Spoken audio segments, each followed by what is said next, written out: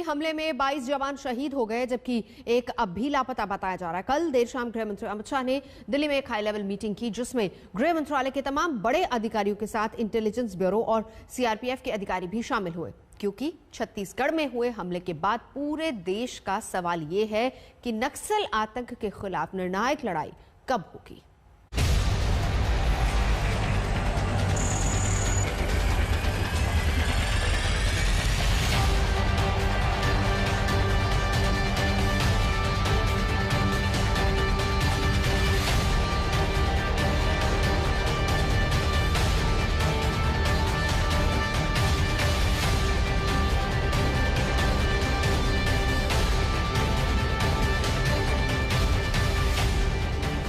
ये बड़ी लड़ाई है नक्सल आतंक से, क्योंकि साल कोई भी हो, रणनीति कोई भी हो, सुरक्षा बल भले ही कितने भी हों, नक्सली हर साल चुनौती दे रहे हैं और बड़े हमले कर रहे हैं। छत्तीसगढ़ में फिर नक्सलियों ने वही किया जिसका खतरा एंटी नक्सल ऑपरेशन में हर साल इस इलाके में रहता है। बीजापुर सुकमा बॉर्डर पर एंटी नक्सल ऑपरेशन के लिए गए करीब 800 सुरक्षा बलों को नक्सलियों ने शनिवार को घेर लिया। नक्सलियों ने 3 तरफ से घात लगाकर हमला किया, जिससे इस नक्सली हमले में सुरक्षा बल फंस गए। इस हमले में सीआरपीएफ के 8 जवान समेत सुरक्षा बलों के 22 जवान शहीद हो गए।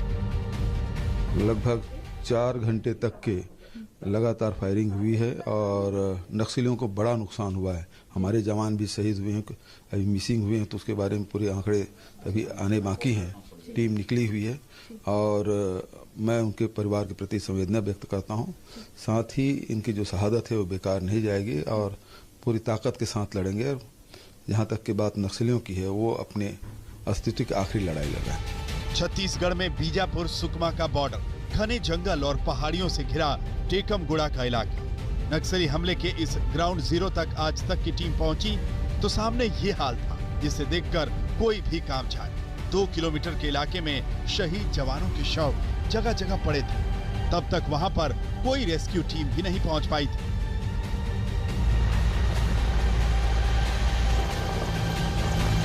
जो मुठभेड़ तो कल बैटालियन नंबर क्रमांक 1 के साथ प्रमुख रूप से हुआ है और इसमें हमेशा जो बैटालियन नंबर 1 का उपस्थिति इन क्षेत्र में, तो उसी के सूचना के आधार पर हम गए थे। बहादुर की जो बराबर की लड़ाई हुआ, लेकिन अनफॉर्चुनेटली हमारा जवान इसमें लड़ते लड़ते कई लोगों का नुकसान हुआ। लेकिन हम लोग इस अभियान में एक कॉन्शियस डिसीजन थे, तब तक हम इस क्षेत्र में जाकर जो नक्सल का जो फॉर्मेशन है उनके खिलाफ कार्रवाई नहीं कर रहे थे, फिर हम ये अभियान में आगे नहीं बढ़ पाए थे। इसी लक्ष्य के साथ, इसी प्लानिंग के साथ हम लोग गए थे। लड़ाई भी बहादुरी से लड़ी गई थी, लेकिन अनफॉर्चुनेटली हमारा जो नुकसान हुआ, लेकिन पीछे नहीं हटे था। आने वाले समय में भी इन इलाके में कोर क्षेत्र में हम पहुँच जाएगा और उनके खिलाफ और बहादुरी से काम करेगा। हाल ये था कि शहीद जवानों के शव लोकेट करने और उन्हें हमले की जगह से लाने में ही घंटों लग गए। 2 शव कल हमले के बाद मिले, 20 शव आज मिले। ये आंकड़ा और बढ़ सकता है, लेकिन ये हमारे जवानों की बहादुरी है कि नक्सलियों के गढ़ में जाकर उनके घात में फंसकर भी आखिरी दम तक लड़े।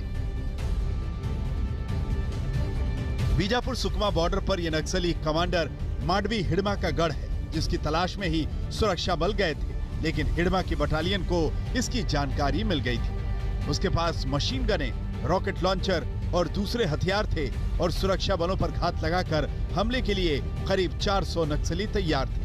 नक्सलियों को भी इस हमले में बड़ा नुकसान हुआ है। 2 ट्रैक्टर ट्रॉलियों में नक्सली अपने लोगों की लाशें लेकर गए। सुरक्षा बलों के जवाबी हमले में करीब 10 से 12 नक्सली मारे गए। लेकिन यही काफी नहीं है। नक्सलियों के खिलाफ निर्णायक लड़ाई की जरूरत है। देश ने अपने 22 जवानों को फिर से खोया है।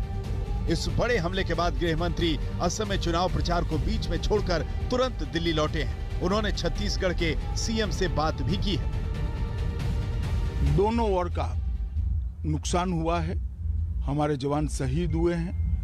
मैं उन सभी जवानों को श्रद्धांजलि भी देता हूं और उनके परिवारजनों को और देश को इतना विश्वास दिलाना चाहता हूं कि जवानों ने अपना खून जो देश के लिए बहाया है वो व्यर्थ नहीं जाएगा। हमारी लड़ाई और मजबूती के साथ और मक्कमता के साथ और तीव्रता के साथ इन नक्सलियों के खिलाफ चालू रहेगी और हम इसको परिणाम तक ले जाएंगे। अमित शाह जी का फोन आया था अभी सुबह और इस मामले में बातचीत की और उन्होंने कहा जो सीआरपीएफ के डीजी हैं उसको भेज रहे हैं, वो पहुंच जाएंगे और फिर आगे की जो प्लानिंग है उसमें लगेंगे। तो ये संयुक्त रूप से ये अभियान चल रहा है। लोकल हमारी जो डीआरजी है और सेंट्रल पैरामिलिट्री फोर्स है, दोनों का संयुक्त अभियान था, सर्चिंग में निकले हुए थे और इसमें ये घटना हुई। नक्सल आतंक पर अब बड़ा एक्शन जरूरी है, क्योंकि जब आपको ये लग रहा था कि सुरक्षा बलों की रणनीति के सामने नक्सल आतंक कमजोर पड़ रहा है, तो नक्सली कोई न कोई बड़ा हमला करके देश को चुनौती देते हैं। बीजापुर सुकमा हमले में नक्सलियों ने यही किया। आज तक ब्यूरो। नमस्कार, मैं हूं अंजना ओम कश्यप। हमें उम्मीद है ये वीडियो आपको पसंद आया होगा। लेटेस्ट खबरों के लिए यूं ही देखते रहिए आज तक, और इस वीडियो के पसंद आने पर लाइक, शेयर एंड सब्सक्राइब करना ना भूलें।